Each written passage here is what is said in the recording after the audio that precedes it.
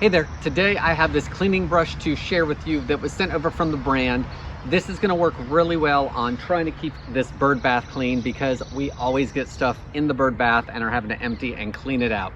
So here's an up close look at the brush. As you can see, it's made out of a solid plastic. The bristles are relatively stiff, but are nothing like a wire brush would be.